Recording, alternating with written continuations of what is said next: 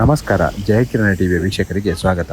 ರಾಷ್ಟ್ರೀಯ ಹೆದ್ದಾರಿ 66ರ ಪಣಂಬೂರು ಬೈಕಂಪಾಡಿ ಬಳಿ ಹೆದ್ದಾರಿಯಲ್ಲಿ ಗುಂಡಿಗಳು ಎದ್ದಿದ್ದು, ಇದರಿಂದ ಸಾರ್ವಜನಿಕರು ನಿತ್ಯ ಪ್ರಯಾಣದಲ್ಲಿ ಸಂಚಕಾರ ಎದುರಿಸುವಂತಾಗಿದೆ. ಈಗಾಗಲೇ 10 ಅಪಘಾತಗಳು ನಡೆದಿದ್ದು, ಹಲವಾರು ಮಂದಿ ಗುಂಡಿಯಲ್ಲಿ ಬಿದ್ದು ಗಾಯಗೊಂಡಿದ್ದಾರೆ. ಈ ಬಗ್ಗೆ ಸಾರ್ವಜನಿಕರು ಆಕ್ರೋಶ ವ್ಯಕ್ತಪಡಿಸಿದ್ದಾರೆ.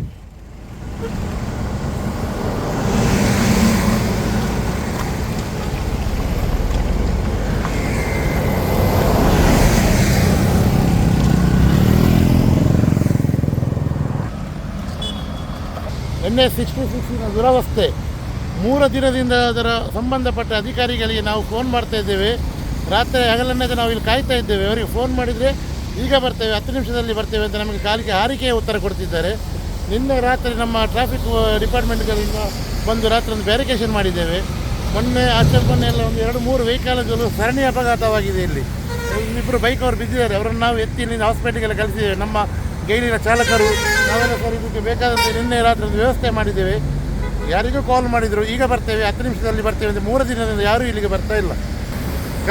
ಕೆಲವೊಂದು ಬಾರಿ ಹೆಚ್ಚಿನ ಅಪಘಾತಗಳಾದಾಗ ಇಲ್ಲಿ ನಮ್ಮ ರಾತ್ರಿ ಇಡೀ ನಾವು ಇಲ್ಲಿ ಗೈಲಿನ ಚಾಲಕರು ಎಲ್ಲ ಕೂತು ಇದನ್ನು ರಸ್ತೆಯಲ್ಲಿ ನಾವು ಬರುವ ವಾಹನಗಳಿಗೆ ಸೂಚನೆ ಕೊಡ್ತಾ ಇದ್ದೇವೆ, ಆ ಕಡೆ ಹೋಗಿ ಈ ಕಡೆಯಿಂದ ಬರಬೇಡಿ ಅಂತ.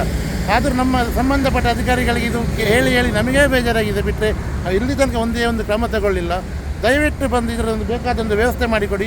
ಇಲ್ಲ ನಮ್ಮ ಚಾಲಕರೆಲ್ಲ ಸೇರಿ ನಾವು ಇದರ ಬಗ್ಗೆ ಒಂದು ಪ್ರತಿಭಟನೆ ಮಾಡಬೇಕಾಗಿ ನಾವು ಹೇಳ್ತಾ ಇದ್ದೇವೆ. ಹೆದ್ದಾರಿ ಪ್ರಾಧಿಕಾರದ ಇಲಾಖೆಯ ಅಧಿಕಾರಿಗಳು ಈ ಬಗ್ಗೆ ತುರ್ತು ಕ್ರಮ ಕೈಗೊಂಡು ಹೆದ್ದಾರಿಯ ಗುಂಡಿಗಳನ್ನು ಮುಚ್ಚಿ ಸಾರ್ವಜನಿಕರ ಪ್ರಾಣ ರಕ್ಷಣೆ ಮಾಡಬೇಕೆಂದು ಸಾರ್ವಜನಿಕರು ಒತ್ತಾಯಿಸಿದ್ದಾರೆ.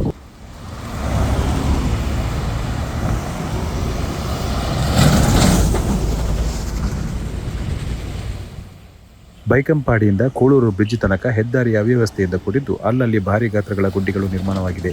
ಇದರಿಂದ ದ್ವಿಚಕ್ರ ಸವಾರರು, ರಿಕ್ಷಾ, ಕಾರು ಸವಾರರ ಪ್ರಾಣಕ್ಕೆ ಸಂಚಕಾರ ಎದುರಾಗಿದ್ದು, ಈ ಬಗ್ಗೆ ಕೂಡಲೇ ಜಿಲ್ಲಾ ಸಂಸದರು, ಜಿಲ್ಲಾಡಳಿತ ಕ್ರಮ ಕೈಗೊಳ್ಳಬೇಕು ಎಂದು ಸಾರ್ವಜನಿಕರು ಒತ್ತಾಯಿಸಿದ್ದಾರೆ. ನಮಸ್ಕಾರ.